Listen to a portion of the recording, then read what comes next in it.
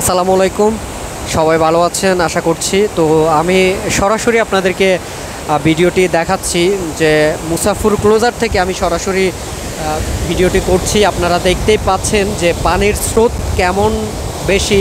তো এখানে মূলত যে মুসাফুর ক্লোজারে যে সব কটি গেট খুলে দেওয়া হয়েছে, যে সুইচের যে সব কটি গেট খুলে দেওয়ার কারণে পানি কমতে শুরু করেছে এবং পানি সরাসরি যে আপনার সাগরের দিকে নেমে যাচ্ছে।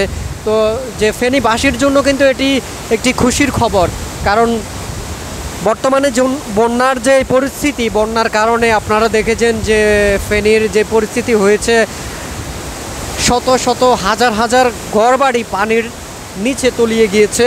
তো এই যে বর্তমানে যে ভারতের যে ফারাক্কার যে গেটগুলো খুলে দেওয়ার কারণে আজকে বাংলাদেশের যে ক্ষয়ক্ষতি হয়েছে বা যে নোয়াখালীর যে ক্ষয়ক্ষতি হয়েছে 40 বছরে, কিন্তু 40 থেকে 50 বছরের রেকর্ডটি কিন্তু তারা ভেঙে দিয়েছে, বা এই বন্যাটি ভেঙে দিয়েছে। প্রায় 40 থেকে 50 বছরও কিন্তু ফেনী জেলাতে বা যে নোয়াখালীতে এই ধরনের বন্যা কিন্তু আমরা দেখিনি, যেটা 50 বছরের রেকর্ড যেটা ভেঙে দিয়েছে। তো সবশেষে আসলে অনেক ক্ষয়ক্ষতি হয়েছে, অনেকে স্বজন হারা হয়েছে। আমরা অনেক ভিডিও দেখেছি যে অনেক ছোট ছোট বাচ্চাদেরকে যেভাবে তার পরিবার যে বিভিন্নভাবে তারা বাঁচানোর চেষ্টা করছে, এবং কেউ বাঁচাতে পেরেছে আবার কেউ বাঁচাতে পারেনি। তো আপনারা অনেকেই দেখেছেন যে এখনও কিন্তু উদ্ধারের কাজ চলছে। এখনও কিন্তু ফেনীতে যে বিশেষ করে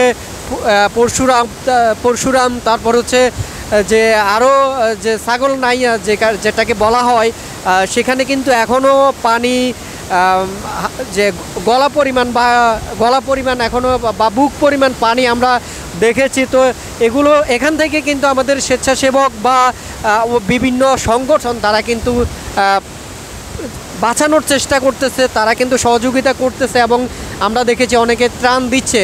তো সবাই অবশ্যই সাথে থাকবেন, সবাই ভিডিওটি শেয়ার করবেন।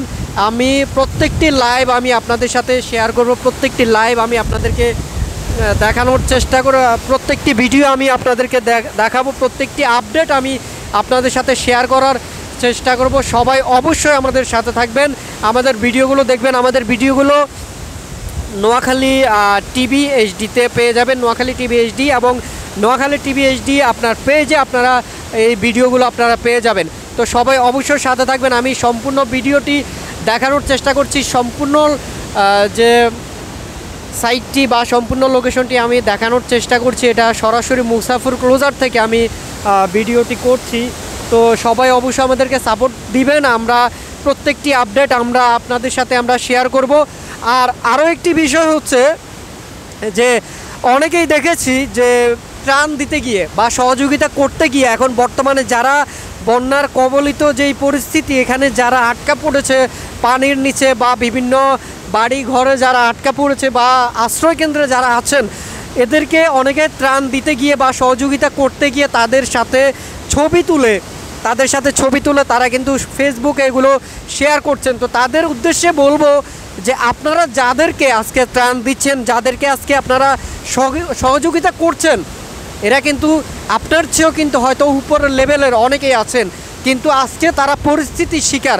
আমি বলবো এই ধরনের আপনি সহযোগিতা করছেন ভালো কথা, তবে এ ধরনের মানসিকতা নিয়ে আপনি সহযোগিতা করবেন না। আপনার যদি ভাইরাল হওয়ার চিন্তা ভাবনা থাকে, আপনি অন্য মাধ্যম আছে, সেই মাধ্যমে আপনি ভাইরাল হতে পারেন, তবে তাদেরকে ছোট করবেন না। তাদের যে আজকে তারা পরিস্থিতির শিকার, যার কারণে আপনার কাছ থেকে 500 টাকা, 1000 টাকা, 200 টাকা, 300 টাকা ত্রাণ তারা গ্রহণ করছেন।